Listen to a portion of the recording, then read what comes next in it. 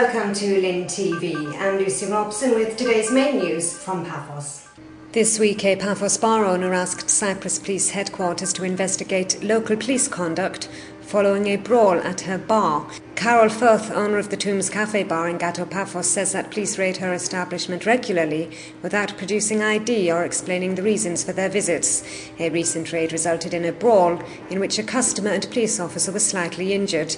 Police say they receive complaints about sound levels, but Firth says that these are within the legal limits. Sewage works in PAPHOS are being suspended between Kisonaga and Clorica on the coastal road in August to avoid disruptions during the tourist season. And PAPHOS municipality approached the prestigious Milan Opera La Scala to perform in the 2011 Harbour Opera. Meanwhile, the PAPHOS Aphrodite Opera Company says that there are tickets remaining for all nights and seats for this year's production of La Bohème by the Slovak National Theatre. And tourism and commercial links are under discussion between the Chambers of Commerce and Industry bodies of PAPHOS and Hania in Crete as a town twinning takes place tonight. Tonight's ceremony is the first of a two-part twinning. The second part will take place in Hania in September.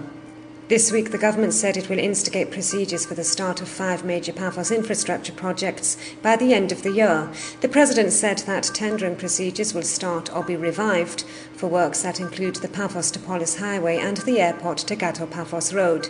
But the EC said that it was not confident that the plans would materialise. And the government faced opposition this week over its controversial tax plan to raise 80 to 100 million euros through property taxes and a 1% increase in corporate tax. And finally, Limassol Municipality announced plans to open a free food supermarket for people in need. The council hopes to establish the shop by the end of the year for people who have been means tested. The scheme is being introduced partly in response to the rise in unemployment. Well, that's all for this week's News Roundup. Join us again on Monday for a fresh roundup of local news.